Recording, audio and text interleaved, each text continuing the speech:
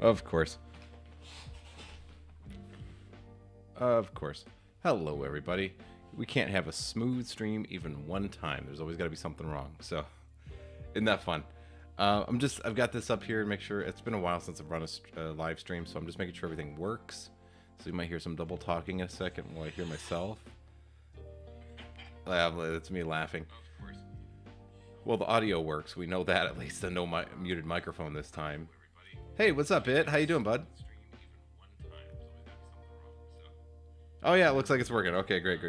Okay, cool.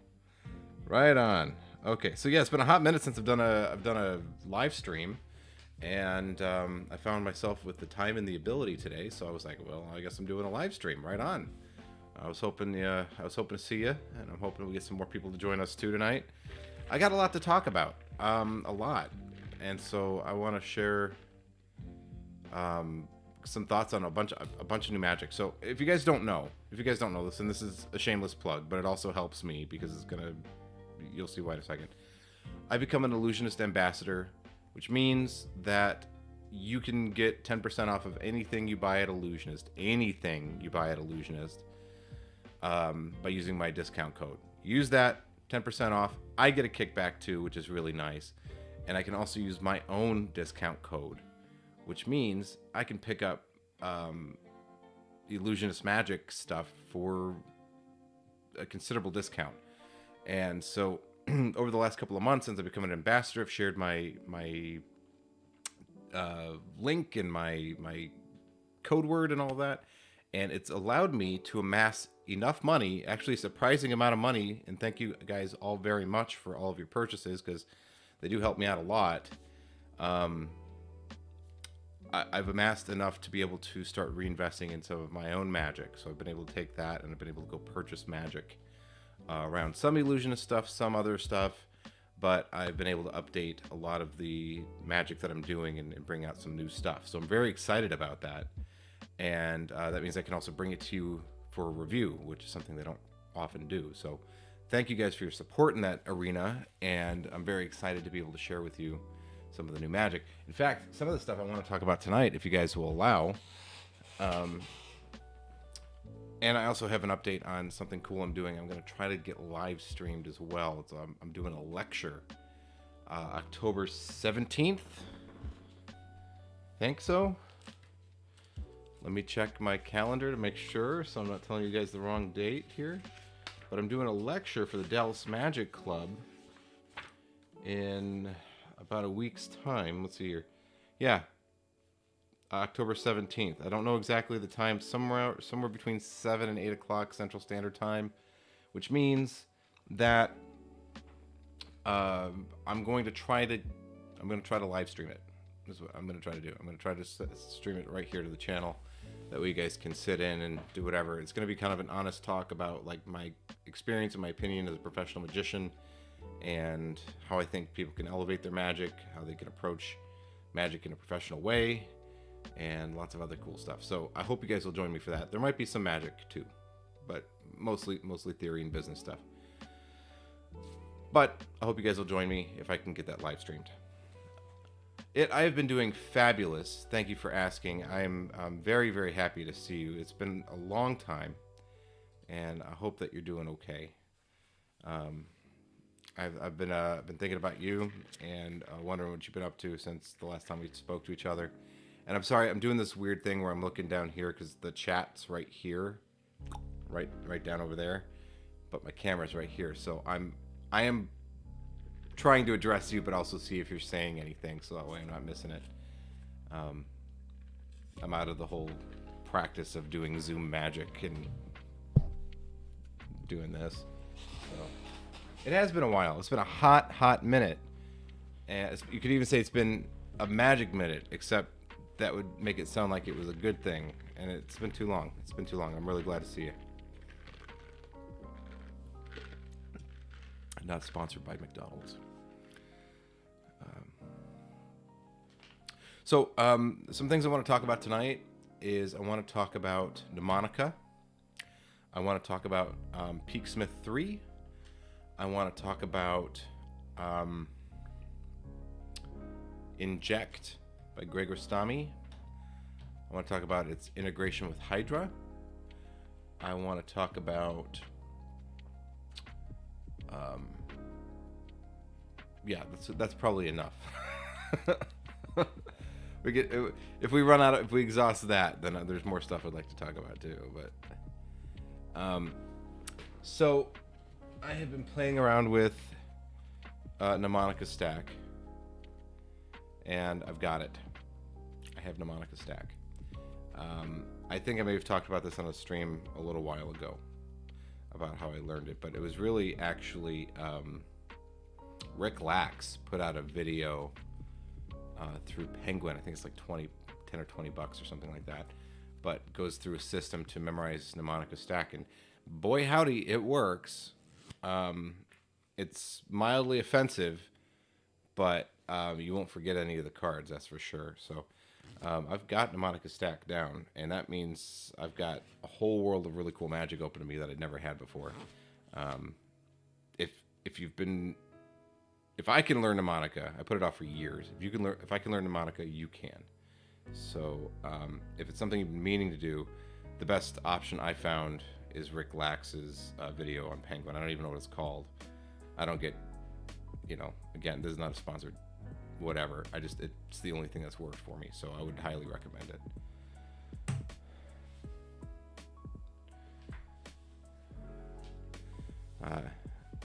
No, you're not. I don't think you're abandoning me, bud. No. If anything, it's the other way around. It's been really hard for me to get on and do any videos lately, and I'd like to say it's because I'm working so much. I mean, while I'm keeping myself relatively busy, and that I'm grateful for all the work I always get, it's really just been family stuff. And I am trying to also do some things I've never done before in my business. I'm trying to move further into certain markets and do it on purpose with intentionality instead of just having it whoops into my lap. So I've been working really hard on the marketing side lately, spending a lot of money and spending a lot of effort and time and reading and researching and developing systems and these kinds of things to try to market with intentionality directly to people I want to talk to and work with. So it's been a lot of work and taking up a lot of my focus lately, and so I haven't had the time to sit down and shoot a video. Anytime I think about, oh yeah, I should probably do a YouTube video or something, and go, yeah, I'm too tired, and so I just can't turn my camera on. So, I hope y'all forgive me for taking such a long sabbatical from uploading. But I'm going to be trying to do more shorts, at least some live streams when I can, and then maybe some just okay edited videos, but nothing spectacular, just so I can get some stuff out there for y'all. Moon Eater's here. What's up, Moon Eater? Good to see you.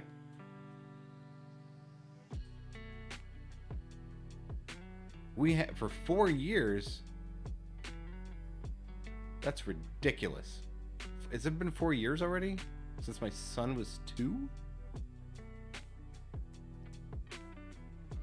Wow. Time really flies. I noticed that a little bit today whenever I had picked up my nephew from high school. And my wife gave me the directions to the middle school, and I said, I don't think so. I checked with his mom, and he was at the high school now. So one of my youngest nephews is in high school. That freaks me out. Daughter's, she's 3.5. Yeah. I'm starting to feel my age. It's kind of weird.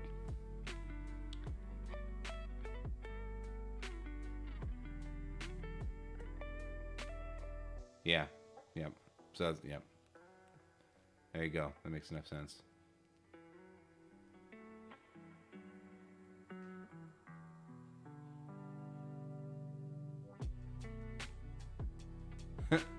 Moody, I love that. Working and studying, and I recently asked a girl I'd like if I pass the exam to get my license, will she date me? So stakes are high.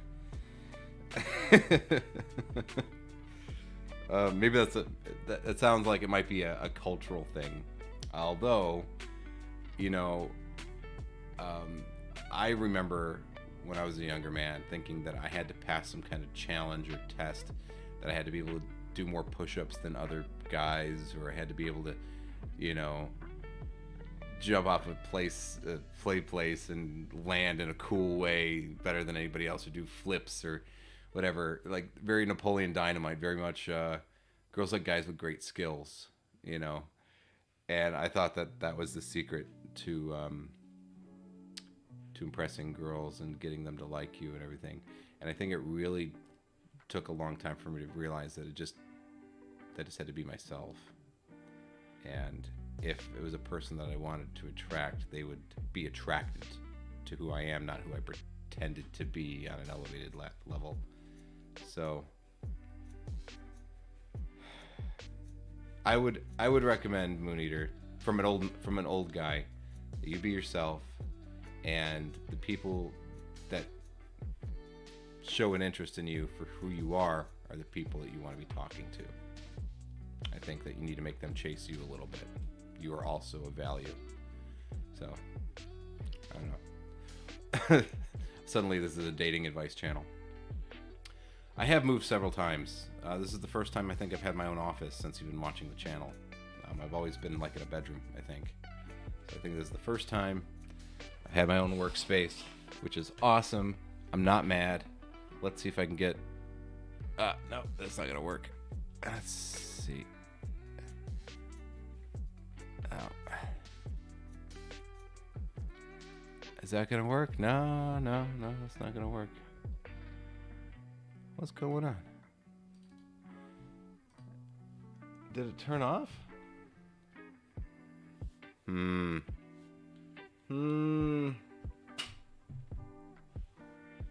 You stinky camera. You.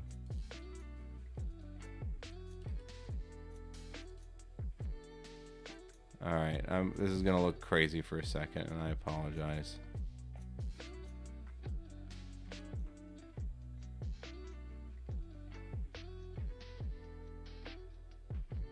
I know, I'm still here. Don't go anywhere. Blue screen, but I'm still here. I'm trying to fix something. It's not making me happy that it's not working correctly.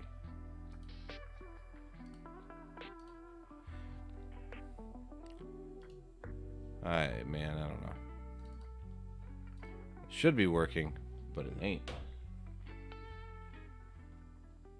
It says connected as a webcam. I don't know what's going on. I guess we'll just have to delete it.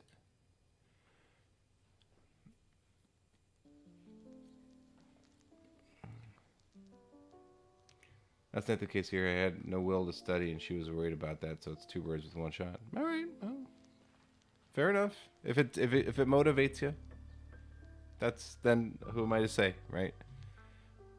So to make sure you know you have worth, and you are worth chasing. So, thank you, Moon Eater. I'm actually trying to. I had a second camera here, which is not seeming to want to work. Which is actually it's a pretty cool camera, a pretty cool perspective. If it would turn on like a damn, pardon my French. Ah, ha ha ha ha ha. Okay. Yeah, that's a cool transform, fit to screen. Look at that. So now I can come over here and be like, hello. How's everyone doing? This is my wide angle. Ooh, yeah, looks good now. Yeah. What do you think? Yes? Yes, so I can do magic-y things, and you can see the camera, and you can see me talking to the camera and such. It's a fun little angle, right? It's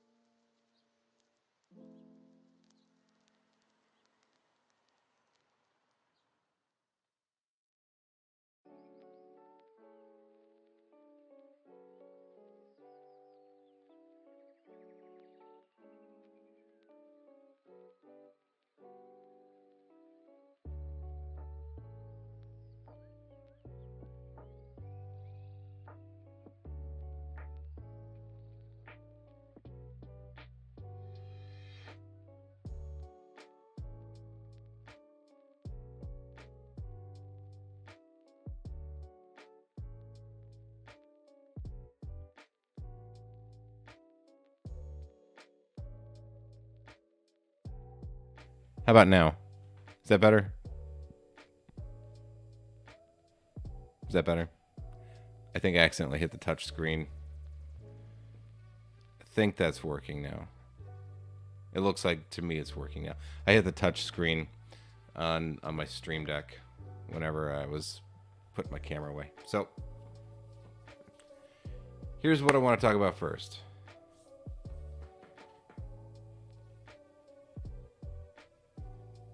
Good. Okay. So here's what I want to talk about first. Ekaterina, which I'm sure you all know. She put out a video, and I'll catch you up if you don't. Ekaterina, YouTube magician. She put out a video, a YouTube short revealing Divorce by Justin Miller. It's a cool trick. Been doing it for a very long time. In fact, I'm not going to get into it, but I'm pretty sure that it was invented before him. I remember learning this as a child from a mentor of mine, and maybe he just didn't publish it or whatever, but I learned this because it was an extension from one you do with a rope tied around a audience member's pinky, and this was kind of a extension that my mentor figured out. So I think it's older than Justin Miller, but Justin Miller published it first, so it's his. Ekaterina put out a tutorial teaching it on a YouTube short when she shouldn't have. She didn't have permission from Justin.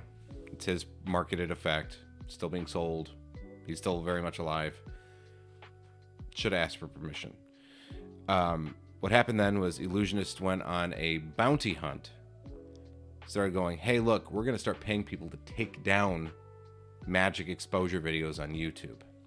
Which I talked about briefly. I said, I don't know. I understand the want to do something about magic exposure online. I get it. I also predicted that it would have some unintended consequences. That people who were taking advantage of this bounty hunting system, the bounty hunters, may not be so discerning with what they remove or flag and take down. Like a perfect example would be like something like my buddy Brian Brushwood at Scam Nation having a lot of magic tutorials, which he does have the right to teach. Either they're in the public domain or he gets the permission of the creator. Oftentimes it's somebody like Michael Amar to teach them. I've also taught marketed effects with the permission of the creator. I taught a rubber band trick that was taught on Bandshark by Dan Harlan, and I secured his permission to teach it before I did. But that may not necessarily be paid attention to whenever it comes to flagging these videos and bringing them down, which would cause a lot of people on YouTube grief who are actually acting in the right. And I was concerned about that. Well, Illusionist has decided to go a different direction, which I think is actually a more mature and considered response, which is to release the video themselves. So you can go actually right now, and I put a short up about this earlier today, you can go watch Divorce, instructed by Justin Miller, in its entirety with lots of other cool little bits around it. It's like 20-minute video on Illusionist's YouTube channel. And that's what I think is really interesting, is that this is the better option. It has been a while since that was released, since Justin released that. I don't think it's selling as quickly or as much as it had when it came out.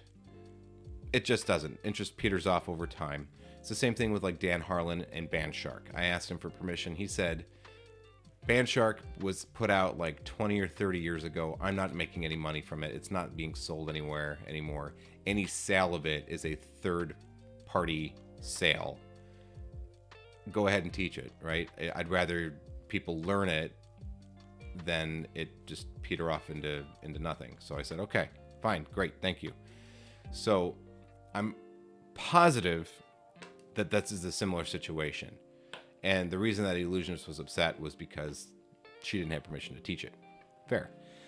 So I think them releasing it themselves, going, look, because they struck her video and then as a DMCA strike, but the thing is the DMCA does not cover an instructional video.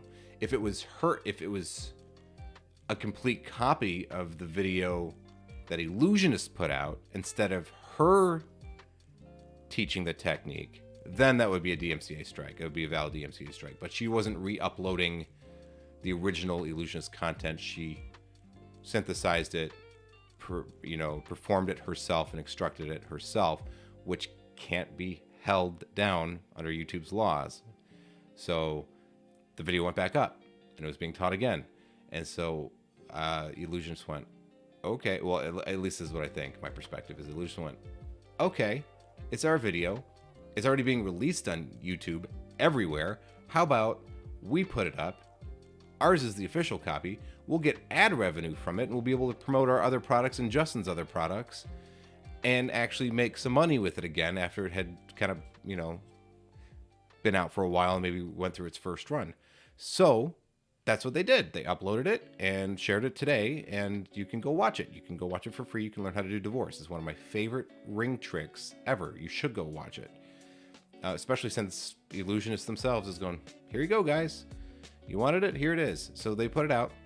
The only thing that I'm concerned about with this is now, are they cannibalizing? If they continue to do this, which I think they are, there's some like introductory video copy that talks about, alluding to them doing this again in the future with other effects.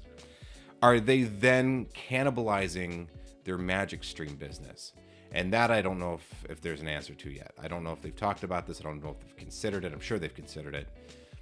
But what is the use of Magic Stream if you are in fact going to be revealing marketed effects, older marketed effects from your website for free on YouTube? If I can't beat them, join them, but at least I'll make my ad revenue, and that's fine. But why have Magic Stream then? I don't know. So I don't know what the future of Magic Stream is right now. I'm curious. Big drama in the Magic world. But I think Illusionists made a very smart decision today. I just don't know what they're going to do about Magic Stream.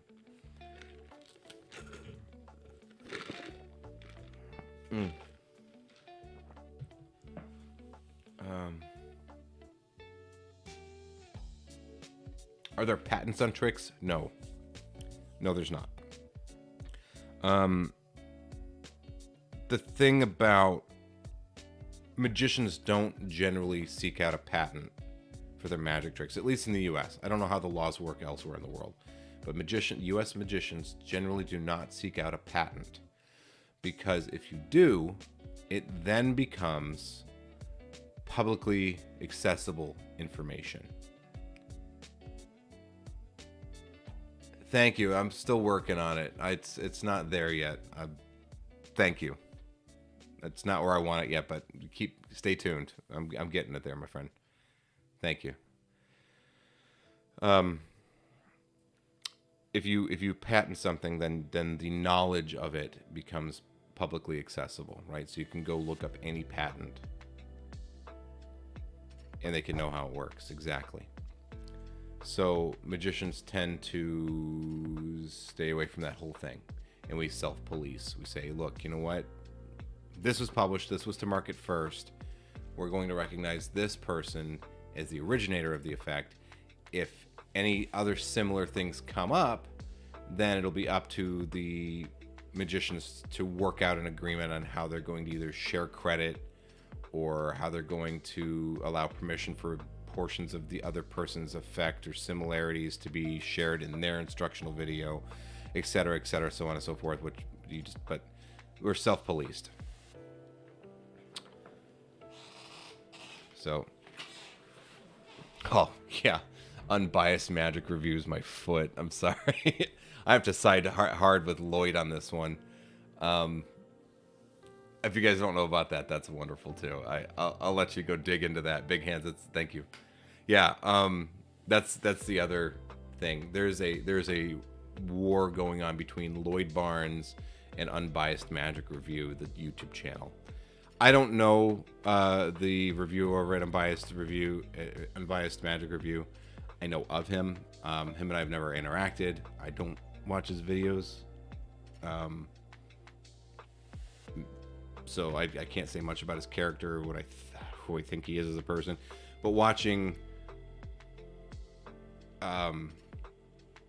Lloyd's video and then going back and comparing that against the unedited, like the actual video that and the Facebook post, or I'm sorry, not the Facebook, but the Magic Cafe posts that Unbiased Magic Review put up, I gotta side with Lloyd on this big time. So, but yeah, that's a fun drama too. That's a popcorn eater. Like Lloyd goes into it hard. Like he's got like a 2-hour long video where he just takes apart argument by argument Unbiased Magic Reviews thing, and you can say it's petty or it's beneath him to do, and it is beneath him to do. He doesn't have to do that. The guy's a small channel, and it's not really going to affect Lloyd or his sales of tricks or anything. So I'm not. But he just couldn't let this one go, and it's like, all right, man, this is a hill you got to die on. You go do it. You know it's petty. You know you shouldn't do it. Whatever. If you want to sink down to their level. But I was always told, if you argue with a fool, you'll be drugged down to their level and beat over the head with experience. So I don't know whether or not it's worth getting in the mud and everything. But he wants to do it. It's his prerogative. So I'm going to let him do it.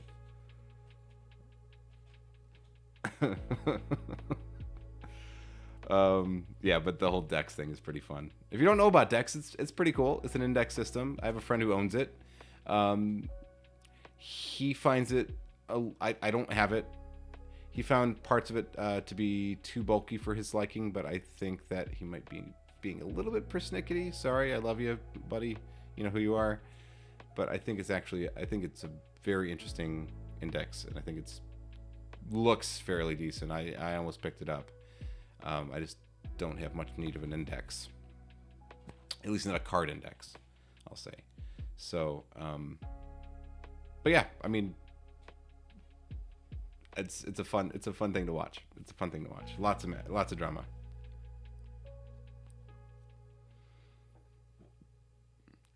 An index is just a way to quickly pull specific information from your pocket without looking. You can do it with playing cards. You can do it with billets, with pieces of information written on it. You can do all photographs, whatever you want.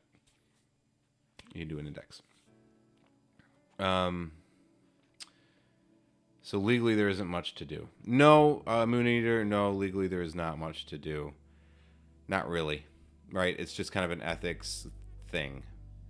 Legally, there's not a lot of recourse. It's what ends up happening is the Magic community pretty much self-polices. So, like for instance, there's a guy whose name I'm going to get wrong. Oh my gosh, forgive me. I'm going to look up his name. I need to look this up.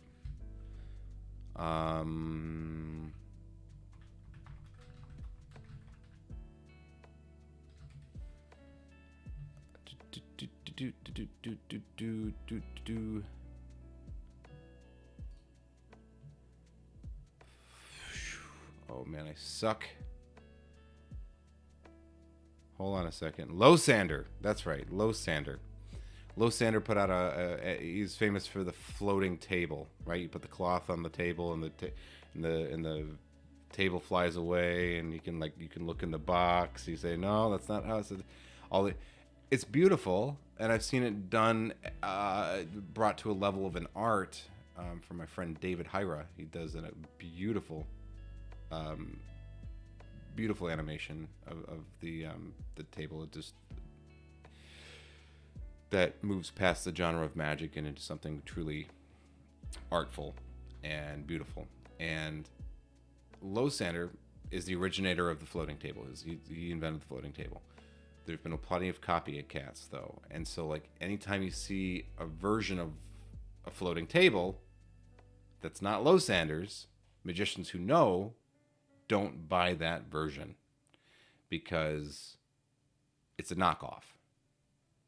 And so but there's a lot of that. There's a lot of that kind of self-policing, right? We go, no, you're not the creator of that. No, you didn't invent that first. You need to be giving credit to where it's due for the person who actually created it. Having a chain of iterations. Whenever you watch a Magic video and you say, well, this was inspired by, Expert at the Card Table, and page 12, he mentions something. I took that and ran with it or modernized it, added my twist or whatever. But the original initial idea came from here. It was further developed by so-and-so, and then I added this bit, right? And so there's this chain of how what you see now in this video or this explanation of the trick, how it came to be. And that's to make sure you're giving proper credit to everybody who has worked on it. You're not just going, I'm amazing, I invented it all myself. Because there is no way to really police it besides that, having that chain of stuff and then giving people enough information then to know where they're supposed to be putting their money, right? So, long story long. But it's fun. Go watch it. Go watch the rebuttal that Lloyd put out on the Dex video. It's great. I really enjoyed it. I want to show you guys Peaksmith 3. I'm going to talk about this just briefly. This is something that I really like. If you're not familiar with Peaksmith, it's sold on Illusionist's website. Okay, there it be. Okay, and I'm not doing anything that I shouldn't be doing here, because this is shown all over in high detail on Illusionist's website, on Peaksmith Info's website. This device is not a secret. Okay, it should be a secret to your audience, but it's not.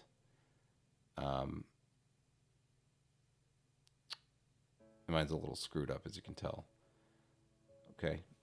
But this is a peak device for the modern era. So you see I have a watch. You can get, as you know, you can get all kinds, if you have any kind of Magic apps, which I shudder to think how many hundreds of dollars I have in Magic apps. Hundreds of dollars, maybe thousands in Magic apps.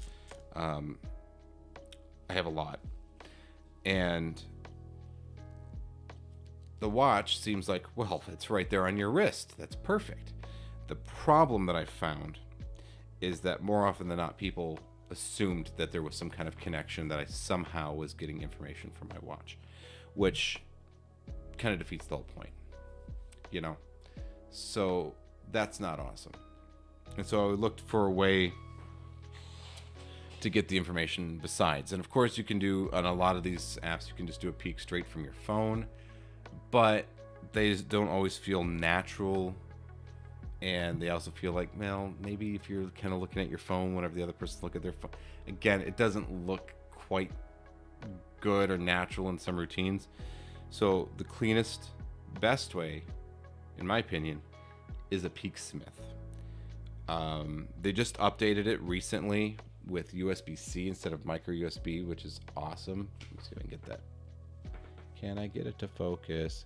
So I really like having USB-C. I was very happy when I got mine and had USB-C on it. It's so cool. It has the one thing, like they talk about, like in their ad. I have to talk about this. So everything they say in their ad copy is true, right? It pairs with all these different devices, all these different things. You have to pay really close attention on some bits to make sure that you're getting the proper information to come through. And there's forums for this and that, and then for all the other Magic apps, and they all use Peaksmith, and so they're very helpful and friendly in the Facebook groups to help you get it up and running if you're having problems. It's not too difficult, but there was a time when I was trying to connect Inject to Hydra, and I was getting my peak look weird. It had a string of characters and like a web address, URL, something rather, and I could not figure out why I couldn't get a clean peek of just the text that was put into Inject. And it turned out to be a simple setting that you just flick on and off, but I didn't know it existed. It's probably because I didn't read the instructions clearly enough. Probably my fault. But everybody was very friendly and very helpful putting it back together for me in that respect. Battery life on this is something like 8 or 9 hours. which is crazy. I think it was advertised originally with like 5 or 6, but there's been a lot of firmware updates since it came out, so they've been able to like really make this like SIP power, and it does everything it says it does. The only thing I was really kind of put out about, and I have to be honest about this, is it's advertised on even on Illusionist's website when you're doing a 1-to-1 comparison between this and an Apple Watch. They will say this one has a magnet detector and this one doesn't, and it makes it sound like you're gonna be able to just like completely like do a witch hand, right? You can just skip getting Flux or any of the other ones. Hey, Craig Philowati, I don't know what you're talking about. And you could just use this palmed in your hand to get a witch hand. You can't. The magnet detector in this is not nearly powerful enough to give you anything even remotely what would be considered being able to do a witch hand. It's almost a useless function. Almost useless. And so that's something that did frustrate me, because I thought these are expensive. These are like $235, okay? And so I was like, yeah, but it's got this, it's got this, it's got this. It integrates with these apps, with these you know, pieces of technology, this dice set, CubeSmith, all these things. It's a catch-all for anything you'd want to do to obtain secret information that's somehow going through a phone. And it is. And I was like, okay, that's awesome. But then the magnet detector is really going to put it over the top for me, because my watch really will do all of those things, right? It will. If you already have an Apple Watch, unless you're running into the same problem I am, where people are assuming there's a thing there, then maybe consider this. But if you're thinking about getting just one of these for peaks, don't, right? If you're getting it just for peaks, get this instead. I was in a lucky position. Again, thank you to all of you for your contributions and your help. Whenever you purchase through my coupon code Magic Minute at Illusionist checkout, you get 10% off, and I get a nice kickback too. Enough people did that over a long enough period of time that it amounted to a pretty substantial amount of money, which I was then able to go and invest in things like this. So while it was all my own money, I guess if you're talking about from you know a review perspective of having no bias, it's true, but I could not have bought something of this kind of luxury without your guys' support, so I do appreciate it a lot. This is excellent, except it's a sucky magnet detector. It's a sucky magnet detector. It could allow you, now, like, you can use the magnet in it. Like, if you want to use it as a trigger switch, you can do that. You can set it to vibrate to let you know that a switch was triggered using the magnet.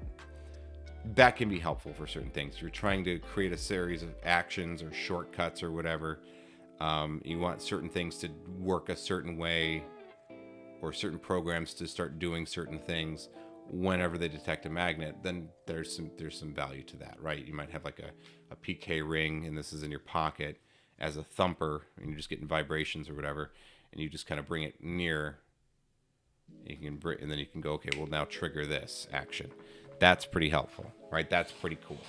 That's a good use for it. That being said, I haven't dug into how to do any of that because I can't be bothered. But it's excellent. I like this.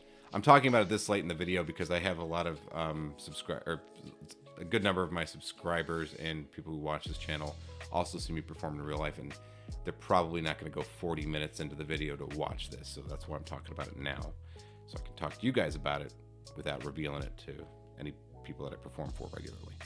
So there's that. I think we've been going for about 41 minutes. I didn't cover everything I wanted to talk about, but it is getting late, and I see people starting to pop off, which means they're probably getting tired. So I think we should just close it down for now. I'm going to try to bring back some more live streams. I'm trying to get Shamir Salim on the channel to do an interview with him. I would really like to talk to him and pick his brain. If you don't know who that is, that's the guy who does QR Genie, Hydra, Cypher Pro, Picasso Pro, If you have a Magic app, he's probably had a hand in developing or completely wrote it himself. So I'm trying to get him on the channel, and we're going to see if we can do that. Thank you guys for watching. We're going to go for now.